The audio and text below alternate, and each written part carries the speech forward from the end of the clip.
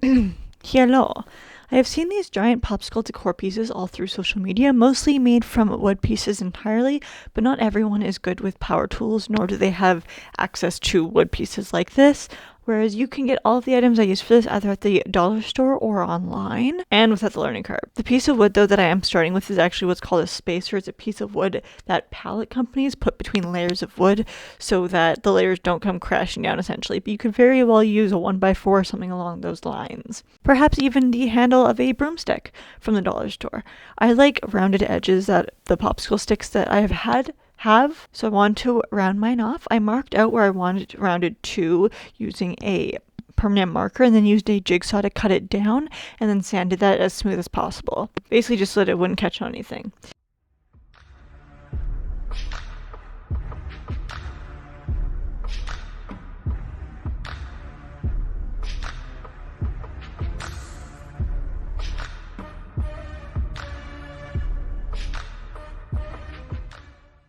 It was then time for the main event, the foam.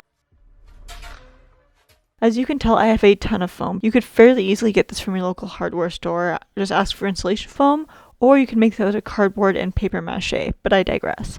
I'm using 3 layers of styrofoam for this, and then with a marker and a string, I'm tying a knot around the marker, then placing my finger in the middle of the soon-to-be popsicle, and making an almost perfect semicircle. Eyeballing measurements, I just need to be sure that my popsicle stick would fit inside for stability, but also kind of sticking outside a little bit, obviously. And then with an actual yardstick, I'm doing some measurements and marking out to find where the top pieces of the foam that will be cut out will be, as I want them equal distance apart from the inside, from the middle, and both to be fairly equal in width-wise, as well as taking a quick break to also figure out where the bottom will be. Once I had the bottom figured out, as well as the length and width of the 2 cutouts, using that string and marker method to round out those tops as well. Once the top layer was done, it was time to move on to the middle layer, which will be where the popsicle stick is actually going to fit in. Again, wanting to find the middle, placing the stick down and tracing around it with a foam cutter, which you could easily get from your local hardware store, probably, or online. I'm using it to cut out the middle piece of the middle piece.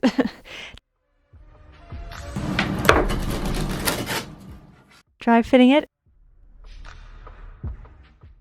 and then cutting the length off the top pieces as well as the indentations. If you are using a foam wire cutter, be aware that it glides through the foam by burning it, so do this outside or in a well-ventilated area, but always wearing a respirator.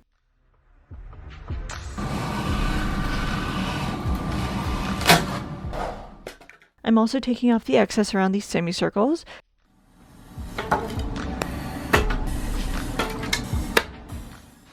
Doing the first one and then using it to trace the others. Okay.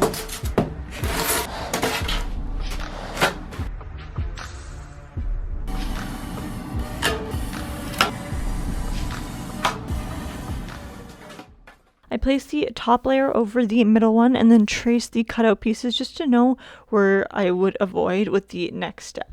The next step, as I done with the middle of the bottom piece as well. But before that, I'll be using a foam shaper to do as the name suggests, shaving off the harsh edges of the foam, outside and inside. Living la vida loca. As for the next step I was talking about, this is it. I'm using the foam insulation spray between the layers to basically glue them together, being sure to avoid the areas I had traced out, and then placing the middle onto the bottom, adding the foam into the empty space I had left for the popsicle stick. And around the cutout lines, placing the popsicle stick into the middle cutout portion for its forever home, and then lastly the top portion, you guessed it, on top, to help it hold together and stay secure. I'm putting that yard or meter stick on top and clamping down both sides so there's equal tension throughout, and then placing another random piece of wood on the bottom and doing the same, making a huge mess along the way.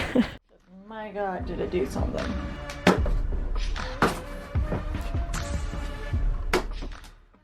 I also had several heavy objects on the middle as well. I used that foam shaper again to make the outside as smooth as possible.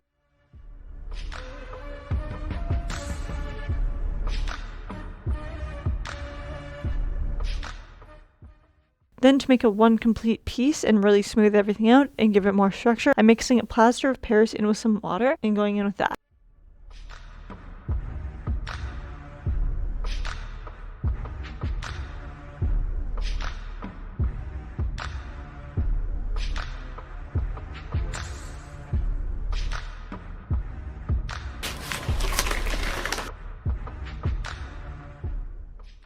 Once the plaster is completely cured, I started with the paint job, which was initially supposed to be done with just acrylic paint. However, it started taking a turn. So let's just call this the base coat. As anytime you use plaster on something, which I found out when I made those little jumbo cookies for Valentine's Day, you want to seal it with like Mod Podge or paint or something because it is very porous, so resin will not go down well on this. It'll just keep sucking in.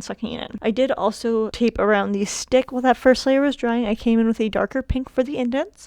I think I did about 5 or 6 layers of the light pink before I gave up and realized it was not going to be as opaque as I wanted it to be.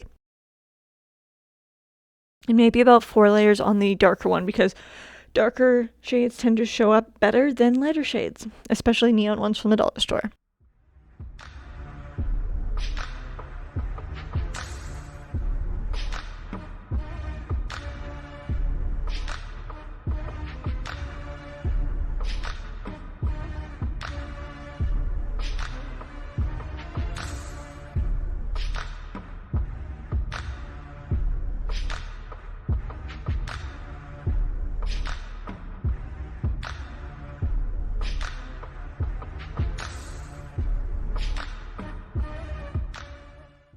This is where I gave up though, placing a painting cloth down and the popsicle on top to begin the spray painting process. As you can see, significantly different than the color I had previously put on, significantly more opaque, and a lot less steps.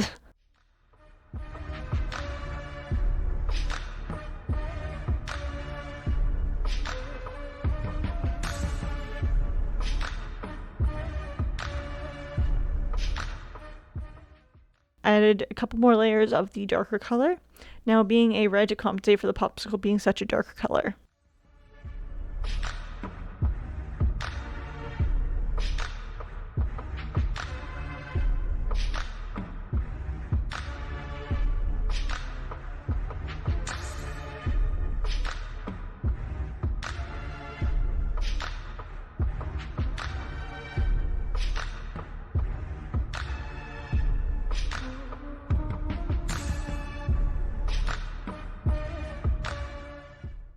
Finally, it was time to seal the indents with resin. Good thing we painted it. Once the resin was cured, I removed the tape, and there you have it, my absolutely comically large popsicle decor.